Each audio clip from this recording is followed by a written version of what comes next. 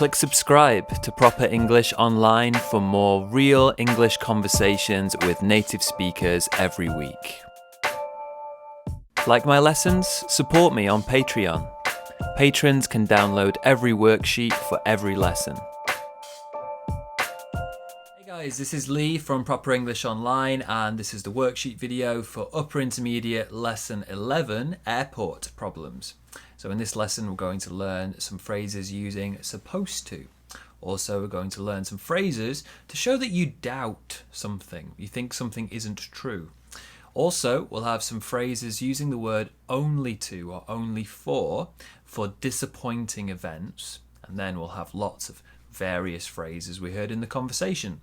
So before we get started, let's take a look on your PDF worksheet. You'll see we have the listening script on the first 2 pages with some missing words. I'd like to listen, fill in these missing words, and then when you're ready, we'll come back and look at this vocabulary in more detail. So fill in those missing words and I'll see you in a bit. Would you like to come forward, please? Hi. Yeah, I was supposed to be on the 12:30 flight to Barcelona, but I've missed. I'm sorry. Would you give me a second? I just ran here. No problem at all, madam. So, am I right in saying you've missed your flight to Barcelona? Yes, I had a connection here. I've just flown in from Atlanta, but the flight was delayed and I missed the connection. You say you flew from Atlanta? Would that be this one, flight NK990? Yes, that's right. Okay, well, I can see that the plane landed at 11:45. Your flight was at 12:30.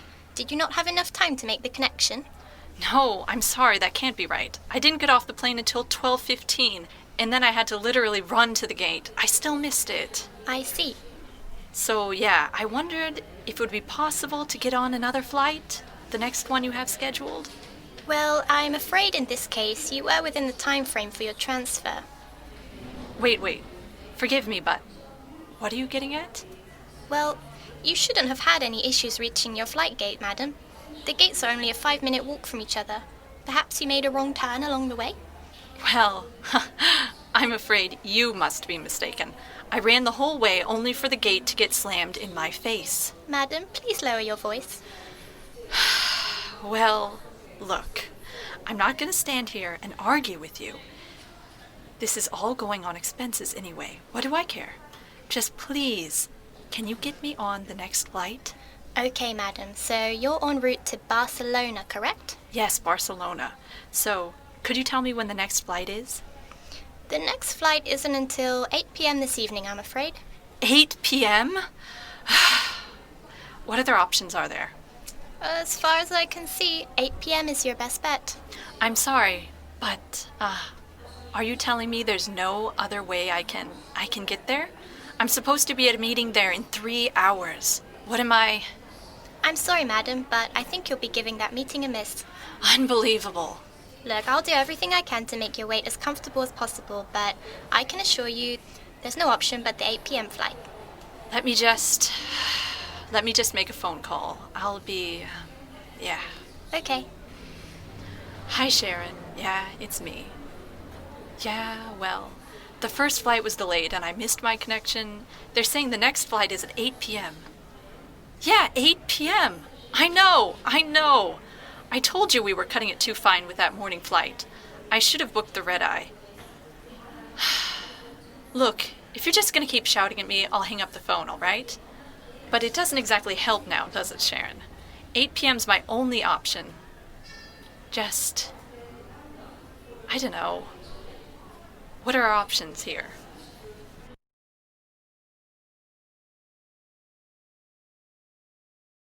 Okay guys, I think we should have filled in those missing words by now, so let's take a look at some expressions we heard in the conversation. So firstly, we heard the speakers use this phrase here. I was supposed to be on the 12:30 flight to Barcelona. Now, also this one too. I'm supposed to be at a meeting there in 3 hours. First question, guys. Did the person get on this flight? And also, do you think this person will be in time for the meeting? Pause this video and think. So the first one, guys, did this person get on the flight? I was supposed to be on the 12:30 flight. I didn't get on it. He wasn't on this flight. I was supposed to be, but I wasn't. Also, I'm supposed to be at a meeting there in 3 hours. I don't think this person is going to get to this meeting. So guys, we use this expression was supposed to show that something had to happen, but it didn't. Now we can use be supposed to with present tense to show that it has to happen, but it may not. It might not happen. Now, what kind of word comes after supposed to? Pause this video and think. Okay, so we use a verb after supposed to. So in this case, supposed to be, or I'm supposed to be. Both of these examples are using be. Well, we could use any verb actually. It doesn't have to be be. Any other verb will be fine. Now, how about our pronunciation with supposed to? Now, do any sounds disappear in the phrase? And also, are there any weak sounds? So do any sounds disappear? We can't hear them. And are there any weak sounds? Pause this video and think. Okay guys, let's look at the first one. I was supposed to be. I was supposed to be. Firstly, the D in supposed to disappears. We get supposed to, supposed to. The to also becomes more of a t. I was supposed to be. I was supposed to be. Here too, I'm supposed to be. I'm supposed to be. So we cannot hear the D sound in supposed, and to becomes t. So supposed to be, supposed to be. Okay, so now we've looked at the phrase and how to pronounce it correctly. Let's try and practice using it. So look at these prompts and let's try to make some sentences. So for example, you're stuck in traffic and you have to be at a meeting in 10 minutes. We can use the word supposed to here. So, I'm supposed to be at a meeting in 10 minutes, but I'm stuck in traffic. Will I get there? Maybe not. How about these examples? You woke up late, work started an hour ago. You haven't started your essay yet, but you have to hand it in tomorrow. And one more, your friend isn't answering their phone, they promised to meet you at 7 p.m. Pause this video, try and make some sentences using supposed to. Okay, so our first one guys, let's do it together. So, you woke up late, work started an hour ago. We could say, I was supposed to be at work an hour ago. I was supposed to be at work an hour ago. Did I get to work an hour ago? No. I had to do it, but I didn't. I was supposed to be at work an hour ago. This one too, you haven't started your essay yet, but you have to hand it in tomorrow. This one, I could say, I'm supposed to hand in my essay tomorrow. Will I? Maybe not. Maybe I can't because I don't have much time. And the last example, your friend isn't answering their phone. They promised to meet you at 7 p.m. For this one, we could say they're supposed to meet us at 7 p.m. or they're supposed to meet me at 7 p.m. Okay, so we just looked at the phrase be supposed to or was supposed to. Now we also heard something else in the conversation. A woman who works at the airport said this to the passenger. They said, you shouldn't have had any issues reaching your gate, reaching your flight gate. You shouldn't have had any issues. Now here, did the person have any issues reaching their flight gate? Did they have any problems? And also, why does the woman think the passenger missed their transfer? Does she think it's their fault? Pause this video and think. Now the first one guys, did the person have problems reaching their flight gate? Well yes, they said they did, but does the woman think it's their fault? She does. She says, you shouldn't have had any issues reaching your gate. It was very easy to get to your gate. You shouldn't have had any problems. You say you did have problems, but you shouldn't have had any problems. It should have been easy. Now, does the woman believe what the other person says? I don't think so. I don't think she believes them. She thinks it's their fault. So, we can use shouldn't have plus past participle to say that something wasn't possible, but it happened anyway. And in this case, we can use it to show that you doubt what someone is saying. You don't believe them. You think that maybe they're lying. So, this expression, you shouldn't have had any issues. Now, in our pronunciation, what happens to the word have in this phrase? Pause this video and think. Okay, so our pronunciation for have is more like this. Of. You shouldn't have. You shouldn't have. Now the n in shouldn't joins the of and the T kind of disappears. And we say you shouldn't have. You shouldn't have. You shouldn't have had. Again, you shouldn't have had. So the N in shouldn't joins the and we get shouldn't have. Shouldn't have. Now, as we've said, guys, we can use this phrase, shouldn't have PP, to show that you don't believe what someone is saying. You doubt what they're saying. So let's try and practice using that now. So let's look at these examples here. We have some prompts here. I'd like you to try to make some sentences using shouldn't have PP or should have PP. So for example, this one here, I got stuck in traffic, so I was late. But the traffic was clear this morning. I don't believe what you say. I don't think you did get stuck in traffic. I think there's another reason. I think you're lying. What can I say? Traffic was clear this morning, so you shouldn't have been late. You shouldn't have been late. We've also got these examples here. I didn't know which way to go, so I got lost. I didn't know where to go. I was confused. But there are signs everywhere that show you where to go. That's strange. Also here, I dropped my phone and the screen broke. Okay, but you have a screen protector. Why did the screen break? This one too, I forgot my laptop so I couldn't do any work. Okay, but there are plenty of other computers you could use. So guys, look at these prompts here, and can we make some sentence using shouldn't have PP or should have PP to show that you don't believe what someone is saying? Pause this video and think.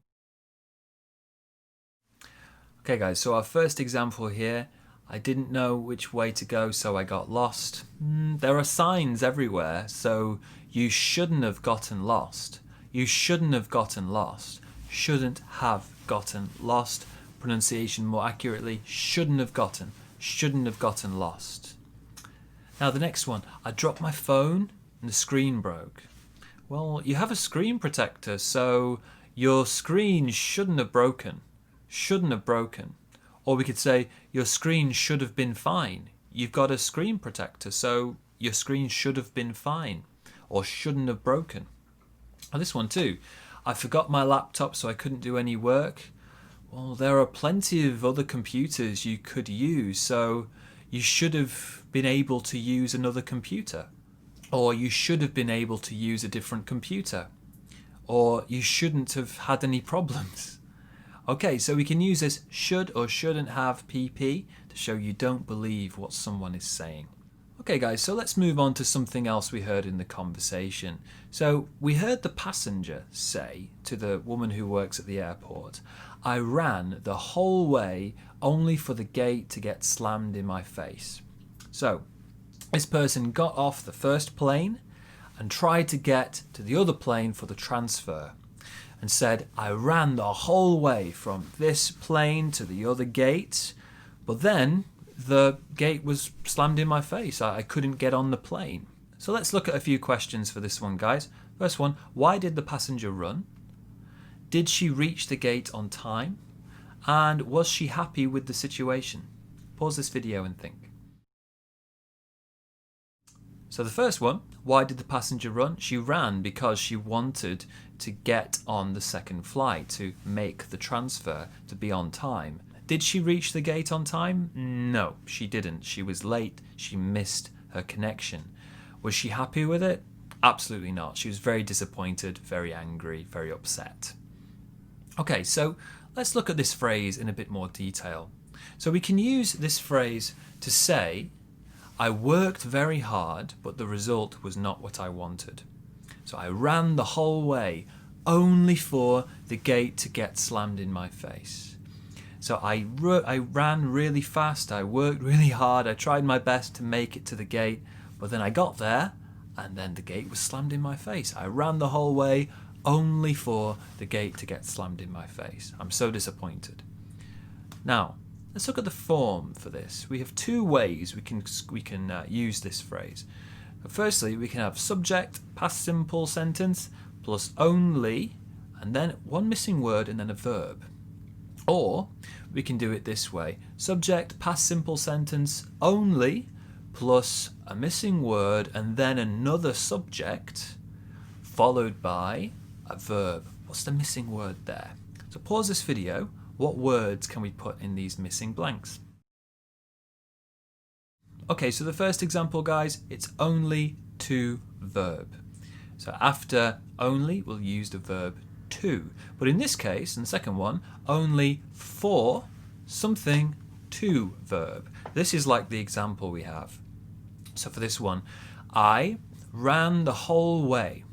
That's our past simple sentence. Only for, we can see that there, the gate, new subject, to get slammed in my face, to get to verb. So if we don't have a second subject, we can remove that and just say to verb. But in this example sentence, we need that only for something to do something. So we use this expression to show disappointment. You worked really hard, but it didn't turn out the way you expected. You were very disappointed with the result. Let's think about our pronunciation for this example sentence here. So firstly, we need to think about any stressed words. So which stressed words are there in the example sentence? And also, what happens to the word to in the example sentence? So pause this video, which words do we stress, and what happens to the word to and for?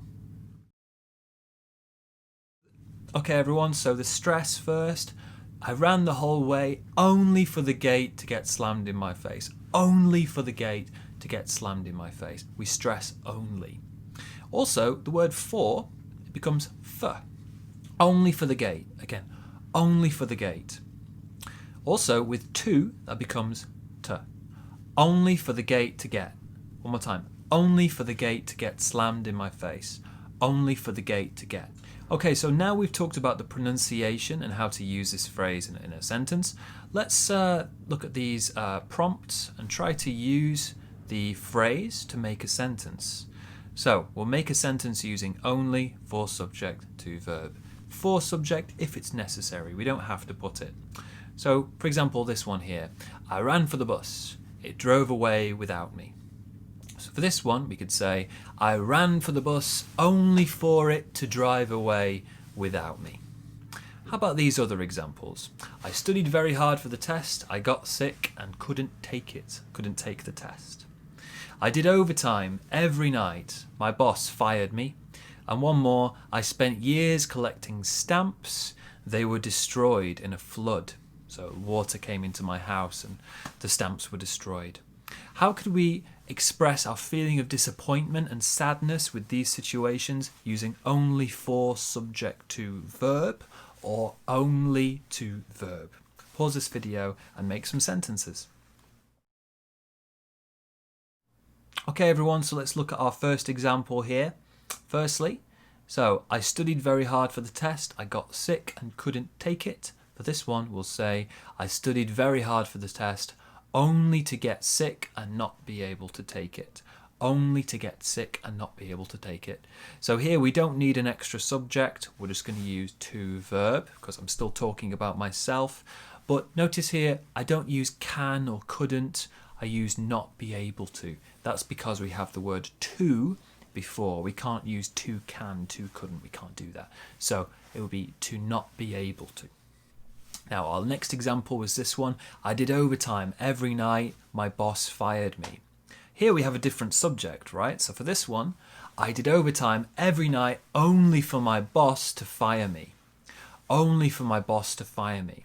So here we're saying only for someone, my boss, to do something, to fire me. Now, if you like, you could take away your boss and use the phrase get fired. That would be, I did overtime every night only to get fired, right? Don't need to mention boss there in that example. Now, this last one here, I spent years collecting stamps. They were destroyed in a flood. So here, I spent years collecting stamps only for them to get destroyed in a flood or to be destroyed in a flood. So them, the sentence, the subject there. Okay, so let's move on to something else we heard in the conversation. Here we have some expressions we heard from the speakers in their conversation. Here we can see from A to D, but also we have some hints here from 1, 2, 3 and 4. All these phrases are talking about checking information or trying to make sure some information is true. Some of them are more polite, some of them are less polite. I'd just like you to match them, the phrases A to D, with the hints 1 to 4. So for example, are you telling me there's no other way? This expression here, what can we match with 1, 2, 3 and 4? The next one, so am I right in saying you've missed your flight? What phrase can we match with there? Forgive me, but what are you getting at? And finally, I can assure you there's no option. So let's pause this video, match these phrases with the hints. Okay guys, let's do the first one together. So for this one, we've got this one. Are you telling me there's no other way? Are you telling me? Are you telling me? This is a phrase for checking something is true, and it could be a little less polite. It's quite direct. Are you telling me there's no other way? You remember in the conversation, the passenger was a little bit rude to the woman who worked at the airport. Are you telling me there's no other way? Now, pronunciation here. Are you telling me there's no other way? So we stress telling. Are you telling me there's no other way? Our next example is this one here. This one is, so am I right in saying you've missed your flight? This was the woman who worked at the airport. She said, so am I right in saying you've missed your flight? Am I right in saying is another phrase for checking something is true, a little bit more polite though. So for this one, again, the person who worked at the airport said this, a little bit more polite to the passenger. Am I right in saying? So our pronunciation here, am I right in saying? Big stress on right, smaller stress on saying. So am I right in saying? So am I right in saying?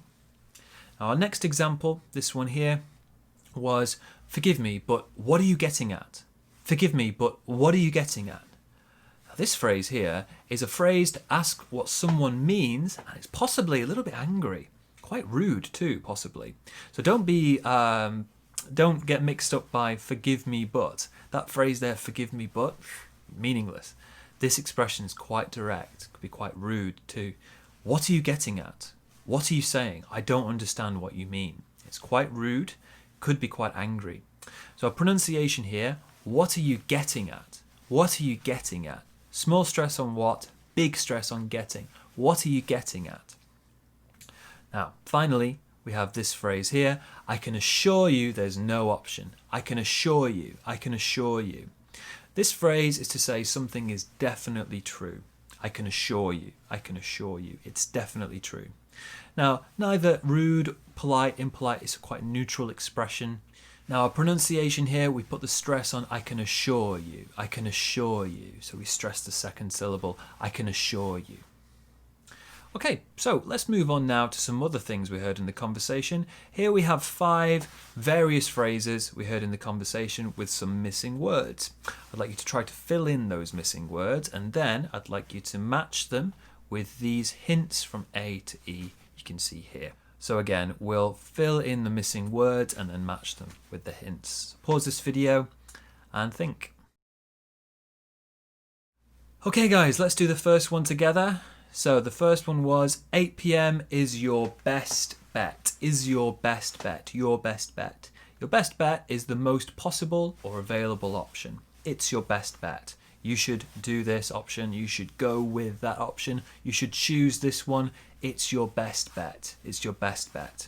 Pronunciation here, it's your best bet. It's your best bet. We stress best. Now our next example was this one here. This was enough time to make the connection. To make your connection or make the connection when you're at an airport means to transfer to a different plane on time. Make the connection. So let's say, for example, I fly from Atlanta to London, from London to Barcelona, like the passenger did. I want to make the connection in London to get on the flight to Barcelona. Make the connection to get on the plane on time. Now, our pronunciation here, to make the connection. To make the connection. So small stress on make, bigger stress on connection. To make the connection. Our next example, this one here, was there's no option but the 8 p.m. flight. There's no option but the 8 p.m. flight. For this one, we mean that there's only one choice. There's no option but this choice, in this case the 8 p.m. flight. So our pronunciation, there's no option but the 8 p.m. flight. There's no option but the 8 p.m. flight. Now our next example here was, I think you'll be giving that meeting a miss. Giving that meeting a miss. Now to give something a miss means to not do something, especially an event or an activity, give it a miss. Now in this case, the person is going to give that meeting a miss, means they're not going to go because they're late. Now the person wants to go in this case, but it could mean that you don't want to go. For example, oh, I don't want to go to the meeting. I'll give it a miss. I don't want to go. I'll give it a miss. Okay, so our pronunciation here, you'll be giving that meeting a miss. Giving that meeting a miss. Bigger stress on miss. Giving that meeting a miss. Now our final example here is this expression, we were cutting it too fine. We were cutting it too fine. So to cut it too fine, to cut something too fine, means to make it possible you'll be late. We were cutting it too fine. We cut it too fine. I cut it too fine. I made it possible that I would be late. So for this expression, our pronunciation, so in this case the person was on the phone talking to their assistant and said, oh, we shouldn't have booked this flight. It was too close to the one to my previous flight, so it would be difficult to make the connection.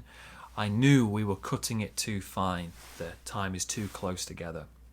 Okay, so our pronunciation here, we were cutting it too fine. We were cutting it too fine. Bigger stress on fine, smaller stress on cut. We were cutting it too fine. Okay guys, well done. Right, so we learned a lot of different vocabulary and expressions in this lesson. I really hope it was useful for you. We'll have some more upper intermediate lessons coming very soon. I've been Lee from Proper English Online, and I'll see you guys next time. Bye.